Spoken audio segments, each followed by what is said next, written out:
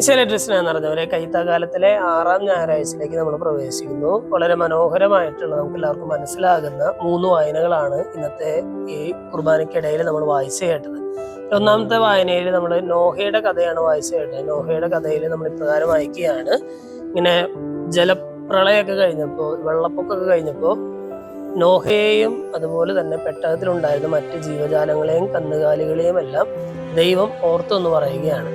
നോഹയുടെ കാലത്തുണ്ടായിരുന്ന ജലപ്രളയം നമുക്കറിയാം 150 ദിവസം നീണ്ടു നിന്നൊരു ജലപ്രളയമായിരുന്നു എന്നാണ് ഇതിന് തൊട്ടു മുമ്പത്തെ വചനത്തിൽ നമ്മൾ അവിടെ വായിക്കുന്നത്. അവിടെ നമ്മളൊന്ന് ആലോചിച്ചു, 150 നാൾ നീണ്ടു നിന്ന ഒരു ജലപ്രളയം. അതിൽ ഒരു പേടകത്തില് 600 വയസ്സുള്ളപ്പോഴാണ് നോഹയ്ക്ക് 600 വയസ്സുള്ളപ്പോഴാണ് ഈ ജലപ്രളയം ഉണ്ടാകുന്നത്. 600 വയസ്സായിട്ടുള്ള ഒരാള്, അയാളുടെ ഭാര്യ, മക്കള്, മരുമക്കള്, പിന്നെ ഒരുപാട് ജീവജാലങ്ങള് 150 ദിവസം കഴിഞ്ഞപ്പോൾ ഇപ്രകാരം പറയുകയാണ്, ദൈവം അവരെ എല്ലാവരെയും ഓർത്തു എന്ന് പറയുകയാണ്. വെള്ളത്തിന്റെ മുകളിൽ ഇങ്ങനെ വെള്ളത്താൽ ചുറ്റപ്പെട്ട ഒരു ഭൂമിയിൽ ഒരു പേടകത്തിന്റെ ഉള്ളിലായിരിക്കുന്ന ഒരു കുടുംബത്തെ, അവരോടൊപ്പം ഉണ്ടായിരുന്ന കന്നുകാലികളെയും അതുപോലെ തന്നെ ജന്തുജാലങ്ങളെയെല്ലാം ദൈവം ഓർത്തു എന്ന് പറയുകയാണ്. ഇവർ പ്രാർത്ഥിച്ചതുകൊണ്ട് ഓർത്തതല്ല, മറിച്ച് ദൈവത്തിന്റെ ഭാഗത്തുള്ള ഒരു ഇനീഷ്യേറ്റീവാണ്. നമ്മൾ ഇനി സുവിശേഷത്തിലേക്ക് വരികയാണ്. സുവിശേഷത്തിൽ എന്താണ് കാണുന്നത്? ഈ പറയുന്ന ഒരു തടാകത്തിലൂടെ ഈ നോഹയുടെ പേടകത്തിന് സമാനമായിട്ടുള്ള അല്ലെങ്കിൽ അതുപോലെയുള്ള അതിന്റെ ചെറിയ പതിപ്പായിട്ടുള്ള ഒരു വഞ്ചിയിലേറി പോകുന്ന ശിഷ്യന്മാരാണ്. ശിഷ്യന്മാര് വഞ്ചിയിലേറി യാത്ര തുടങ്ങുമ്പോൾ അവിടെ വലിയൊരു കൊടുങ്കാറ്റും കാര്യങ്ങളൊക്കെ ഉണ്ടാകുന്നു. ശിഷ്യന്മാര് പേടിച്ച് അരണ്ടിരിക്കുകയാണ്. ആ സമയത്ത് സുവിശേഷത്തിൽ നമ്മൾ വായിക്കുകയാണ്, ഈശോ ജലത്തിന് മുകളിലൂടെ നടന്ന് അവരുടെ പക്കലേക്ക് എത്തി. അവര് വിളിച്ചതുകൊണ്ട് ഒന്നുമല്ല, മറിച്ച് ഈശോ തന്നെ ഒരു ഇനീഷ്യേറ്റീവ് എടുത്തിട്ട് അവരുടെ മുമ്പിലേക്ക് വരികയാണ്. സ്നേഹമുള്ളവർ, നമ്മളൊന്ന് ആലോചിച്ചു, ഈ 2 വചന വായനകൾ തമ്മിൽ ഒരു കണക്ഷൻ നമുക്ക് കാണാനായിട്ട് സാധിക്കുന്നുണ്ട്. അതായത് ഈ ദൈവത്തില് വിശ്വാസം അർപ്പിച്ച് പോകുന്ന ആളുകളെ ദൈവം അവര് വിളിക്കാത്തവ പോലും ഓർക്കുന്ന ഒരു ദൈവത്തെ നമ്മൾ ഈ 2 വായനകളിലും കാണുന്നുണ്ട്. നമ്മുടെ കേരളത്തിന്റെ ദേശീയ പക്ഷിയായിട്ടുള്ള വേഴാമ്പലിനെ കുറിച്ച് നമ്മൾ കേട്ടിട്ടുണ്ട്. വേഴാമ്പല് അടയിരിക്കുന്ന കാര്യങ്ങളൊക്കെ നമ്മൾ കേട്ടിട്ടുണ്ട്. എന്ന് പറഞ്ഞാൽ ഈ ആൺപക്ഷി ഈ പെൺപക്ഷിക്ക് അടയിരിക്കേണ്ട സമയമാകുമ്പോൾ ഇവര് തന്നെ ഈ വനത്തിലെ ഒരു വലിയ മരമൊക്കെ കണ്ടുപിടിക്കുന്നു. മരത്തില് വലിയ പൊത്തൊക്കെ ഉണ്ടാകും. അങ്ങനെയുള്ള മരമാണ് ഇവർ സെലക്ട് ചെയ്യുക. ആ പൊത്തിനുള്ളിൽ ഈ പെൺപക്ഷി കയറിയിരിക്കുകയാണ്. പെൺപക്ഷി കയറി മുട്ടയിട്ട് അടയിരിക്കുന്ന സമയത്ത് ഇവർ 2 കൂടിയിട്ട് ഈ മരത്തിന്റെ ഈ പൊത്ത് വലിയൊരു കാര്യം ഇവര് പ്രത്യേക തരത്തിൽ ഉണ്ടാക്കുന്ന ഒരു പശയൊക്കെ വെച്ചിട്ട് ഈ ദ്വാരം അടയ്ക്കുന്നുണ്ട്. ഈ പൊത്തിന്റെ വായ അടയ്ക്കും. ജസ്റ്റ് പെൺപക്ഷിയുടെ കൊക്ക് കടക്കാവുന്ന രീതിയിൽ മാത്രമുള്ള ഒരു ചെറിയൊരു ദ്വാരം ഇട്ടിട്ടാണ് ഇവര് അത് ചെയ്യുന്നത്. പിന്നീട് ഈ പെൺപക്ഷി ഇതിന്റെ ഉള്ളിലാണ്, ഈ കൂടിന്റെ ഉള്ളിലാണ്. പെൺപക്ഷിയുടെ ഉള്ളിലുള്ള വിശ്വാസം എന്താണ്?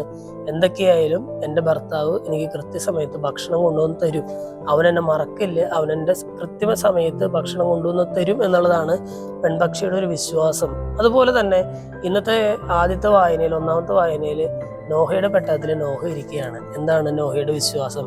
ദൈവം എന്നെ ഓർക്കും, കൃത്യസമയത്ത് ദൈവം ഇടപെടും എന്നുള്ളൊരു വിശ്വാസമുണ്ട്.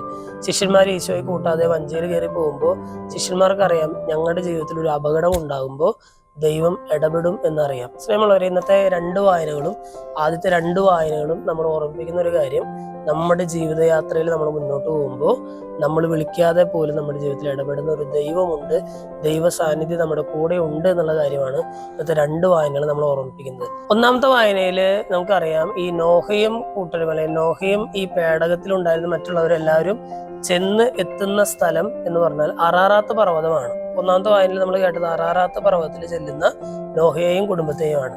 ഇനി ഈ പറയുന്ന സുവിശേഷ വായനയിൽ നമ്മൾ എന്താണ് കണ്ടത്? സുവിശേഷ വായനയിൽ കാണുകയാണ്, ഈശോ ഈ ശിഷ്യന്മാരിരുന്നിരുന്ന തോണിയിൽ കയറിയപ്പോൾ ആ തോണി എവിടെ എത്തി? കഫർനാമിൽ എത്തി എന്നുള്ളതാണ്. ഈ അറാറാത്ത് പർവ്വതവും കഫർനാമും ഒക്കെ ഭൂമിയിലെ സ്ഥലങ്ങളാണ്. എന്നാൽ ഇന്നത്തെ 2ാമത്തെ വായനയിൽ, വെളിപാട് പുസ്തകത്തിലുള്ള വായനയാണ് നമ്മൾ 2ാമതായിട്ട് വായിച്ചെടുത്ത്. ഈ വെളിപാട് പുസ്തകത്തിൽ പറയുകയാണ്, നിനക്ക് വേണ്ടി ഒരുക്കിയിരിക്കുന്ന ഒരു സ്വർഗീയ ജെറുസലേമുണ്ട്, അവിടെ എത്തണം.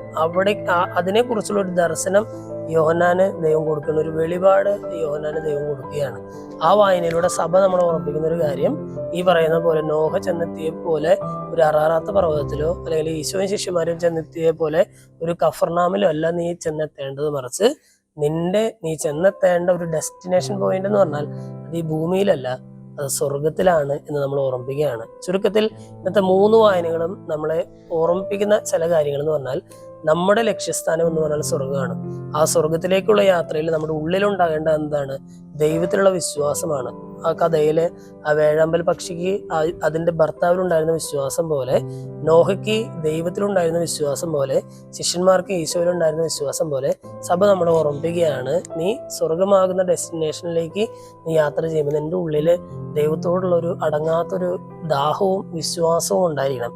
ആ വിശ്വാസം ഉണ്ടെങ്കിൽ നീ വിളിക്കാതെ പോലും ദൈവം നിന്റെ ജീവിതത്തിൽ ഇടപെടും. നീ എത്തിച്ചേരേണ്ട സ്ഥലം ഇവിടെയല്ല, അത് സ്വർഗത്തിലാണ്. ഈ യാത്ര വിശ്വാസത്തോടെ പരിപൂർണ ആശ്രയബോധത്തോടെ മുന്നോട്ട് കൊണ്ടുപോകാനായിട്ട് നമുക്ക് പരിശ്രമിക്കാം.